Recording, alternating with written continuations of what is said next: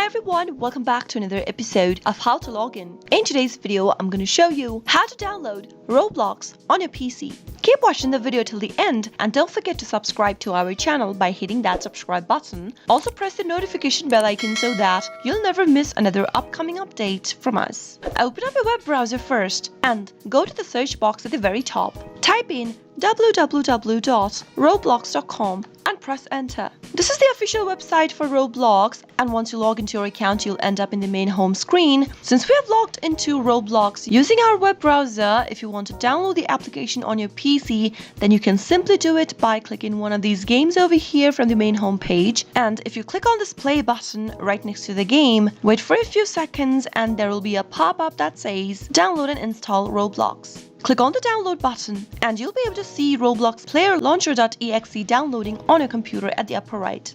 It says that you'll need to open up the Roblox Player.exe file. Next, you'll need to click Run when prompted by your computer. And finally, click on OK once the installation has been successfully done. After installation, you'll need to click on the Join button in order to open your Roblox application. Once the application file has been downloaded, click on Open File and you'll be able to see a pop-up. The installation for Roblox on your computer has begun. You'll just need to wait for a couple of minutes. Once you wait for a couple of minutes, you'll be able to see this kind of a pop-up that says Roblox is successfully installed. Click on the OK button and there you have your application installed on your PC. Click it open and start Roblox. And there you have successfully downloaded Roblox for your PC. Log into your Roblox account by clicking on the login button in the upper right hand corner and get started with it.